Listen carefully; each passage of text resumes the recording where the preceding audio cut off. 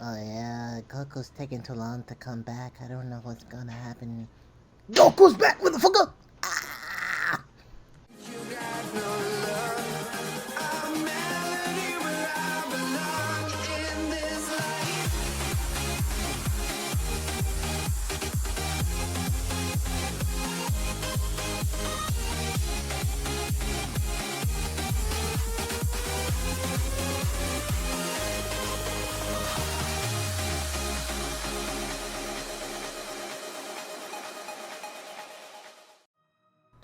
What's going on, ladies and gentlemen? This is Sean from 4JLU, 4 Geeks Like You, and you're tuned into Otaku Talk, and I am here to review the latest episode from Dragon Ball Super titled Earth, Gohan, A Desperate Situation, Hurry Back Son Goku.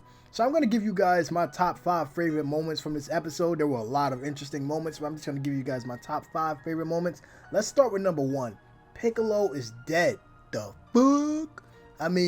I thought that Piccolo was out of commission. He was just going to lay on the floor for a little while. Be like, I got a hole in my chest. That hurt, Frieza. Fuck you, Gohan. But like he's gone. And it's not a surprise. I don't feel that this is something that was just thrown in there to be like, hey, look, man, Frieza's killing people. I feel that this is definitely going to contribute to Gohan's progression in Dragon Ball Super. I'm going to touch on that a little bit later, but this was a what the fuck moment. It wasn't a bad what the fuck moment, but it was just I see what the fuck moment. Number 2, the humor. The humor came from Goku and Vegeta and Beerus, and I actually found this to be one of my favorite moments because Beerus is sitting around eating pizza. He's like, I want more pizza. Whis is like, listen, the rest of the pizza is in there with Goku and Vegeta. We know that shit is gone.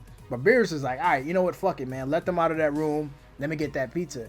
When they come out, a whole bunch of empty boxes of pizza fall on the floor. And Beerus is like, what the fuck, man? You guys ate all my shit? And, Vegeta's sitting over there with his arms folded, chilling. Goku's like, sorry, man. That pizza was good. And Beerus starts chasing him. I like that they added some more humor because the past couple episodes, besides the moment with Gotenks and Tagoma, we haven't had that much humor, and I feel like humor balances out the seriousness and the dark tones that we get from these latest episodes. And I really enjoyed this moment. Besides it being funny, it was just well needed. It was a well needed moment. Number three comes from Gohan, and I'm really glad that they're focusing on Gohan. The past couple of episodes have focused on him a little bit, but this one really focused on him. And I don't know if you guys caught it or not, but they're definitely foreshadowing that Gohan is going to come back. He was put down by Frieza. He couldn't save Piccolo. In his mind, he has to be thinking, listen, man, Piccolo saved my life more times than I can count. And by now, as an adult, I should be able to protect him and my family, and I can't.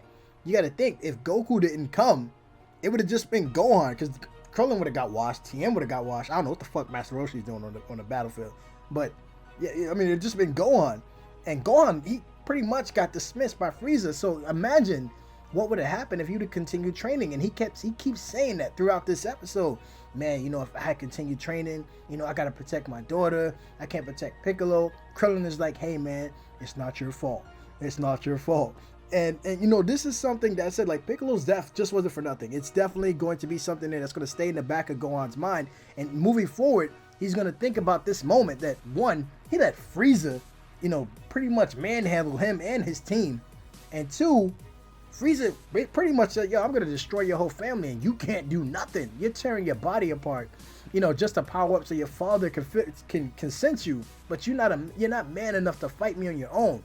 That's definitely going to stick with him. And I'm pretty sure later on, after the next saga, the tournament saga and stuff, I'm pretty sure later on we're going to see Gohan come back stronger than ever. Number 4. Goku and Vegeta get to Earth in less than 5 to 10 episodes. All joking aside, when they said 35 minutes, in the back of my mind, I'm like, oh, fuck, man, it's going to take like 4 weeks. Look what they did with Namek. Look what happened when he tried to leave King Kai's planet and get back to Earth to fight Vegeta and Nappa. You have a bad track record here, man. I just didn't want to see that shit again. But they came in this episode, and the entrance was crazy. Because Frieza was about to kill Gohan, and Gohan is just standing there like, oh, man, the good old days. And Goku just comes out of nowhere and like, man, get that shit away from my son, man. You crazy? What? And I really like that entrance. I used to give the best entrances to Piccolo and Vegeta, like especially throughout the movies, man. One of my two favorites from Vegeta is when Movie 7 when he came through the glaciers, and movie 9 where he broke through the house, threw Trunks' sword and exploded. That was like my favorite episodes. I mean, one of my favorite entrances from Vegeta, but Piccolo is always coming in with the cool entrances and the ill finishes.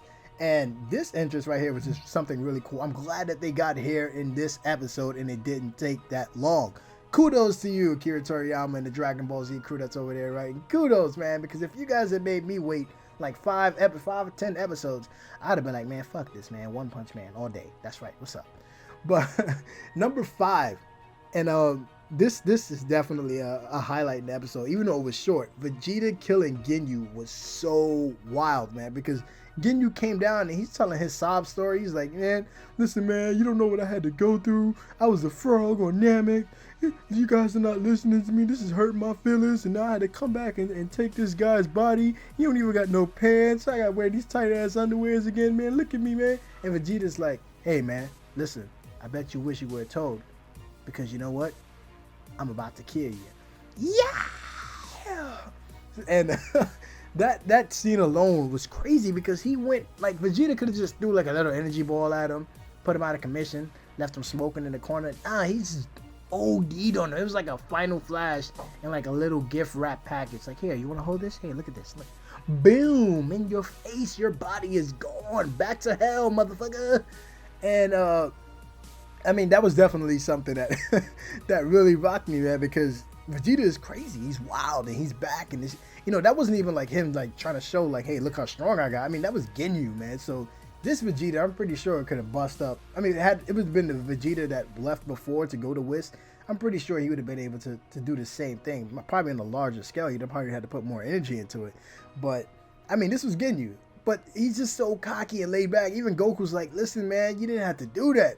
Vegeta's like, man, listen, man, I had to get this little dude out of here, man. He not ready for that. He would just been here talking. I'm not trying to hear that. I'm here to fight. Let's go. You brought me back from another planet, disrupted my training. Let's go. So, guys, man, what did you think about this episode? What do you think about Gohan, man? Do you think that Gohan's gonna start training again, or you think he's just pretty much out of commission? We're not gonna see anything from Gohan anymore. That was just his little, I gotta protect my daughter kind of moments.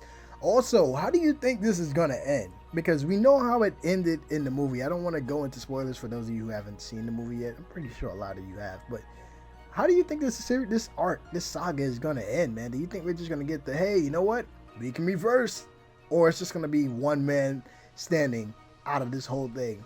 Let me know below, guys. And again, this is Sean from 4GLU, for Geeks Like You. Thank you for tuning into Otaku Talk. Come over to that website at 4geekslikeyu.com and check me out at Twitter at 4geekslikeyu. Peace.